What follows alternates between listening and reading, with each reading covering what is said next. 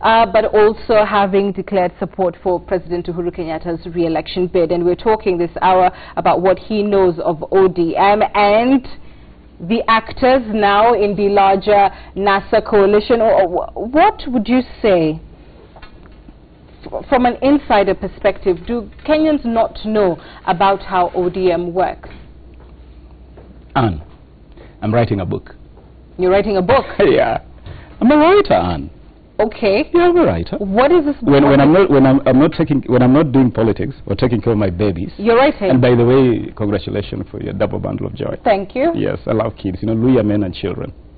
Yes, yeah. I have heard. I've only heard. Okay, yeah. Right, but you're writing a book. I'm writing a book, expose? Yeah. An expose, but it's also just my journey. My journey. A memoir? Some kind of memoirs, yes. And so a lot of things are going to be highlighted in that book. If I were to sit here and talk about ODM and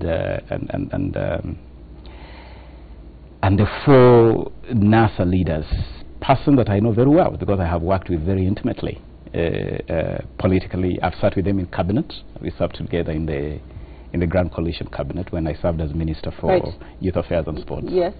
I could talk until the chicken come home to roast. But I believe, Anne, to sit here and talk about an ex would not be very good use of this prime time. But writing a book would be better? I'm writing a book not about ODM. I'm writing a book about me and my experiences. So tell me then about... ODM is just a part of those experiences. Not a footnote. It's a key part. It's a key part. I did not become a member of ODM. That's what people need to know.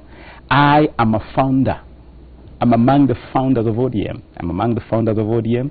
I'm among the founders of the ODM International Network, what is called ODM Diaspora, which I founded when I was living in Washington, D.C. And so I could say a lot about this party. I'm not interested in ODM anymore. I'm only interested in Labour. Fair enough. You're interested in ODM, and because you acted so crucially, as you've pointed out, I will ask you this. What is it, as a founding member, do you believe that ODM was built on, and how does it compare to what ODM is now? You see, a political party is like a private members club, where people come together because they believe in certain things. And the difference, of course, between a party and a regular private members club is that you believe in certain ideological agenda that is key to transforming the fortunes of a country.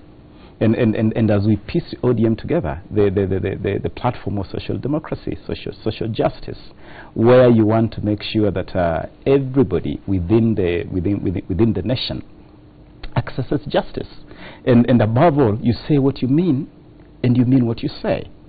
Over the years, I just realized that there is a lot of rhetoric, there is a lot of talking the talk, but very little in terms of walking the talk, walking the walk.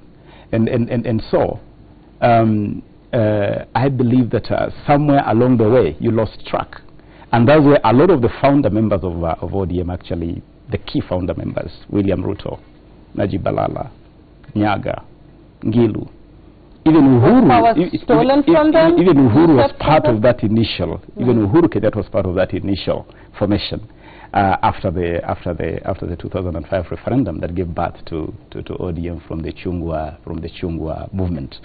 Virtually everybody has taken flight. Everybody has taken flight. And where did it change? I mean, you've cited the Men in Black scenario as perhaps the beginning of yours there, but fundamentally in the structure of the party, where do you feel it changed? I think people just losing track. People stopped being faithful to what brought everyone together in the first place. You read dishonesty. You read insincerity. You read mere lip service. For instance, take the question of corruption. You laugh actually when you hear ODM or NASA talk about corruption in national government, when some of the most corrupt county governments are those in the control of ODM and NASA. And you wonder, if you really believe in the fight against corruption, then fight corruption, because corruption is corruption, whether corruption is happening in Nairobi or Busia or Kilifi. I come from a county, Busia, which has been rated among the most corrupt counties in this country. You've never heard the ODM leader or the NASA leadership mention even once the corruption going on in their counties. Is it to the extent that you would say ODM or NASA is a fraud?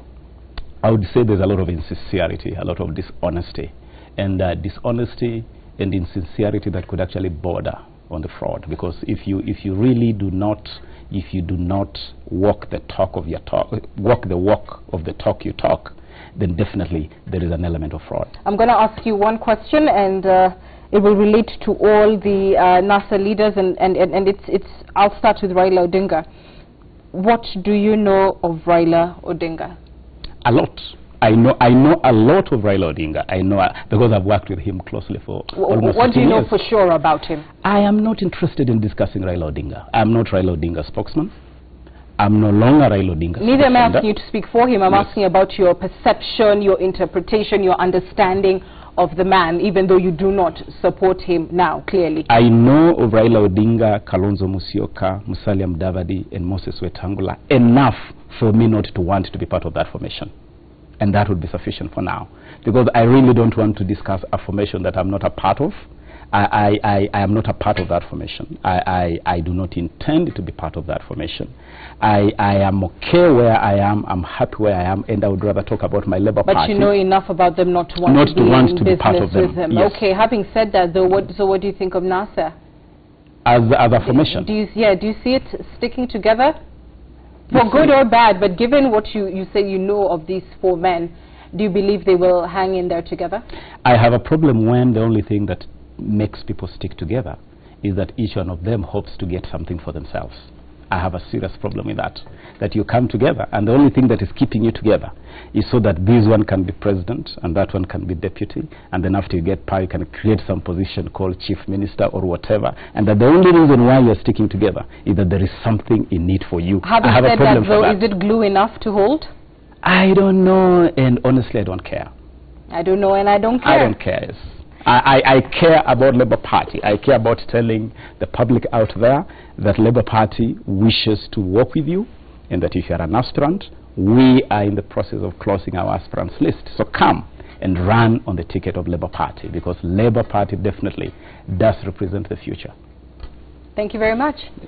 Ababu Namwamba has been speaking to us this hour. He is the Budalangi Member of Parliament. Now, we are watching for you, of course, throughout the program. We've been watching the second legislative meeting taking place in Mombasa. It's bringing together senators and members of the County Assembly.